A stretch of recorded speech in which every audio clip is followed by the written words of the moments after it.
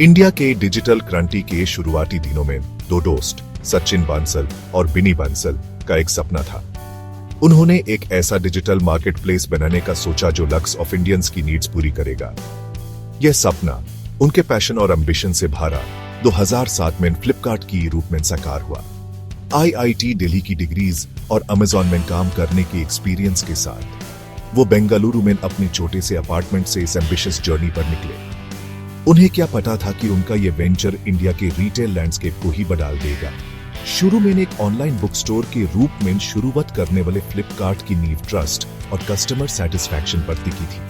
वो Indian consumer की नाड़ी समझते थे, जिनको कन्वीनियंस और प्रोडक्ट्स की वाइड सिलेक्शन चाहिए थी। बुक्स पर उनका इनिशियल फोकस लॉजिस्टिक्स की आसानी और इस प्रोडक्ट कैटेगरी की यूनिवर्सल अपील की वजह से था।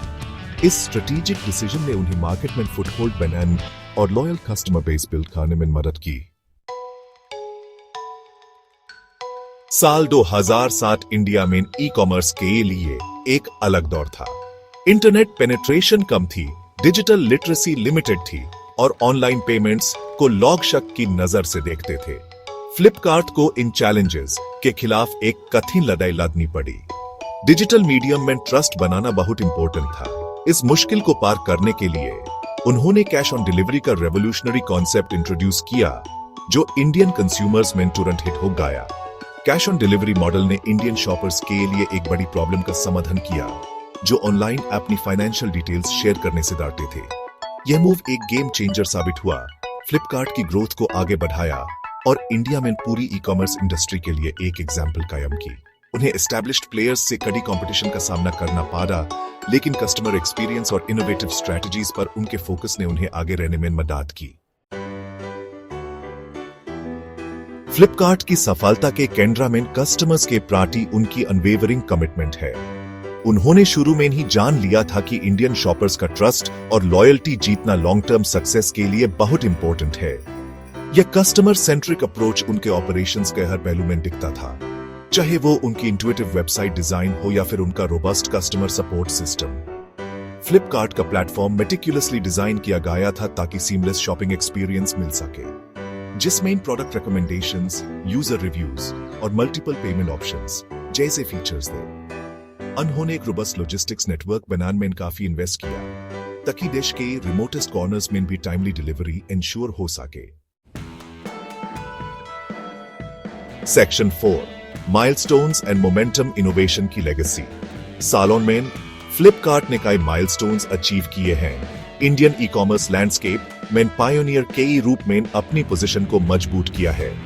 बिग बिलियन डे से लॉन्च करने से लेकर जो इंडिया में ऑनलाइन शॉपिंग फेस्टिवल्स का सिनोनिम बन गया है, मिंत्रा एक leading fashion e commerce platform को अक्वायर करने तक फ्लिपकार्ट ने इनोवेशन की बाउंड्रीज को आगे बढ़ाया है।